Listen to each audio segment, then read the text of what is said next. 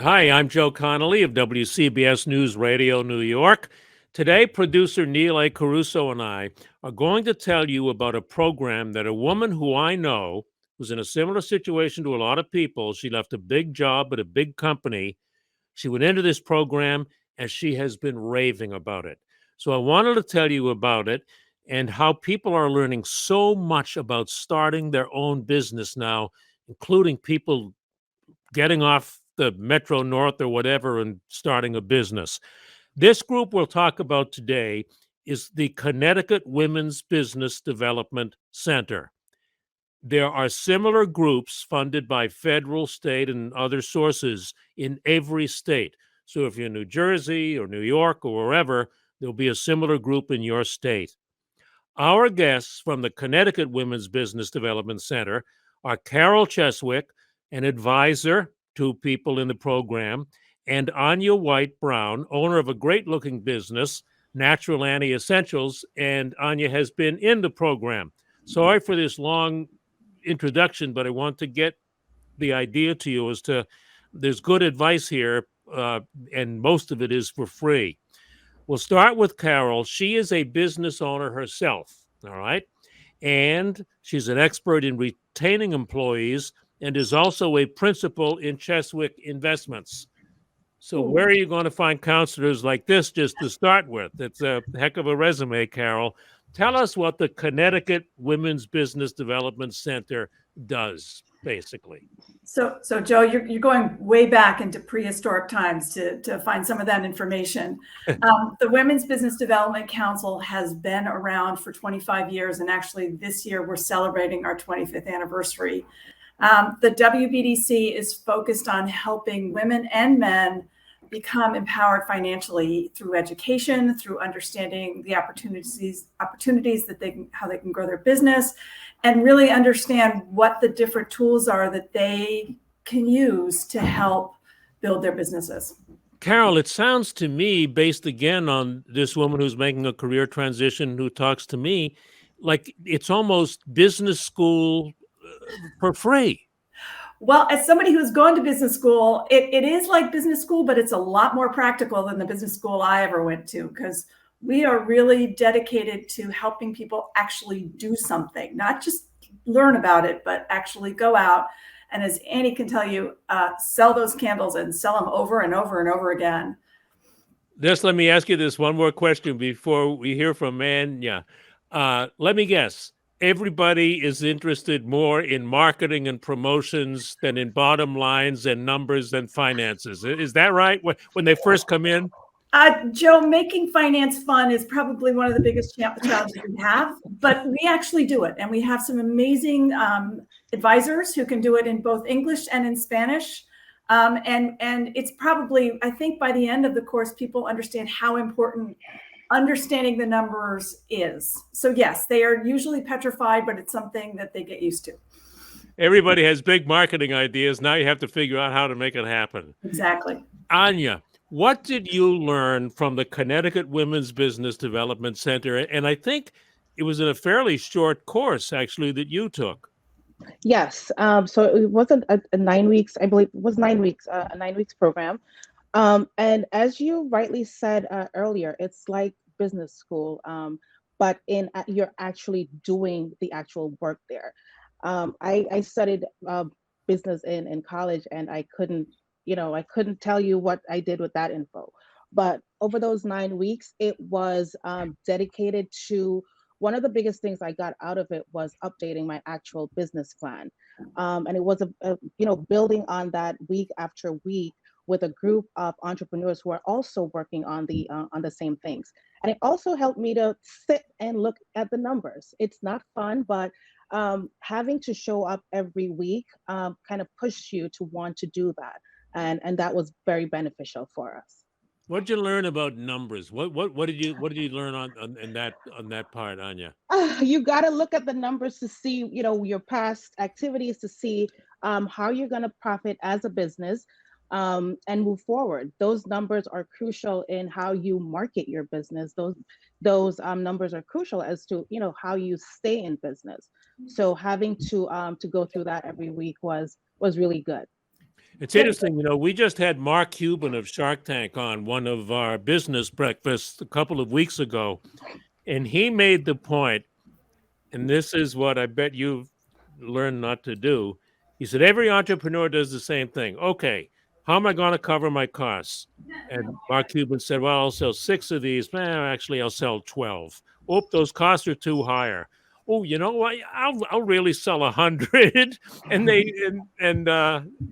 he says that everybody fools themselves that way, and you can really hurt you, right? Now, you're not going to do that now. Absolutely not. Joe, can I jump in and Yeah. say one of the most common problems we see with entrepreneurs is they're not charging enough. And women entrepreneurs in particular are not paying themselves, which makes it particularly difficult if they want to scale their business down the line. So one of the things we spend a lot of time on is pricing, understanding what margins are, and trying to help them identify what their most profitable product is so that they can go out and sell it. I would also just like to add in that Anya is a natural marketer. She just has it in her bones. So there's some people you don't have to teach. She just does it naturally. And there are others where it doesn't come naturally, and that's where they need our help. Yeah. Charging too less. What a major point that is.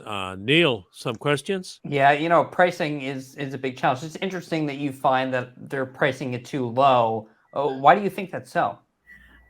Well, I'm just going to make the gross exaggeration that there are a lot of women who don't think that their products are worth it.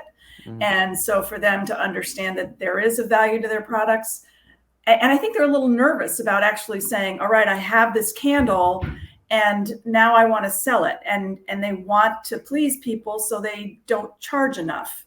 And what generally happens is they start taking their prices up, and they're amazed when people actually pay them what they're worth. So it's a process. Anya, you have a beautiful looking website. Joe and I were both admiring it earlier. Thank you. You're welcome. Well, what kind of work went into building that website to make it so appealing from a marketing and sales perspective? It took me a year, and I actually built that website. We are on a Shopify platform, and it took me quite a while to kind of get the look and feel that I was going for. But I wanted something that was inviting, something that felt welcoming when you visit the website. And again, we're selling candles, so you kind of want that our candles are tropical inspired. So we want you to get that feel, that vibe the minute you hit the website. And then when you get your candles, it actually makes sense now that you're feeling that same vibe transformed from the website. And you have wine parties, and you let people make their own candles. You're letting Yes. other people make the candles. You have a Yes. pretty broad, appealing business plan. Tell us about your business. So our main product is our soy candles, and we started out selling candles. Actually, the business started in 2015. After the birth of my first daughter. She had a medical condition called spina bifida and hydrocephalus, and I got into product formulation that way.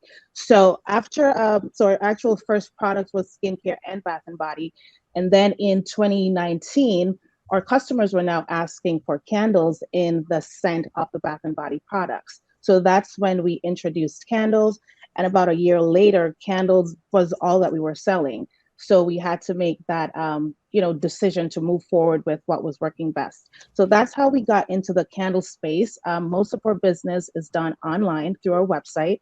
And we recently added the candle bar to the company, which is where customers can come in and make their own candles. It's a BYOB event. So they bring their own beverage, food, if they'd like, and they make candles and have a great afternoon. How nice. So then, Carol, you don't have to be starting a business because Anya was in business already, and Anya, wanted some help in a specific area. That's interesting. It's not just for startups at all. Oh, not at all. And we have a variety of different classes designed for people. So you're thinking you might want to do it, all the way up to while you're managing a business and you have significant sales and you'd like to get a mentor, or you'd like to get a different perspective on how you can grow your business. We used it specifically during COVID when many people were sort of frozen, and because they were just trying to survive and make it through with enough cash flow, we actually started something called the Equity Match Grant, which is something that Anya is going to be applying for very soon.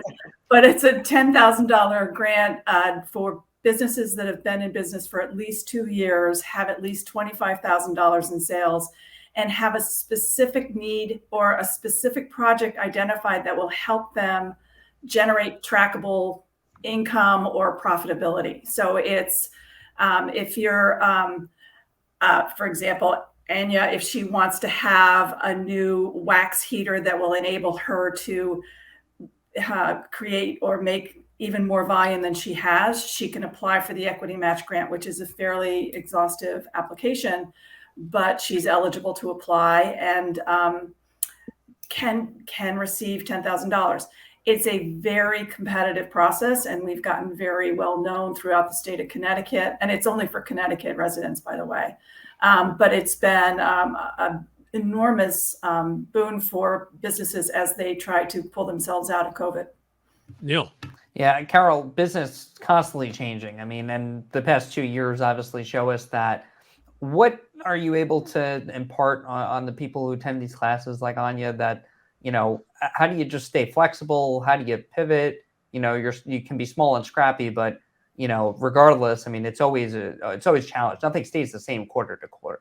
No, it doesn't. And I wish I could say that there's one thing that we impart. I think there's an increased confidence in people's ability to talk about their business, to know what makes their business strong.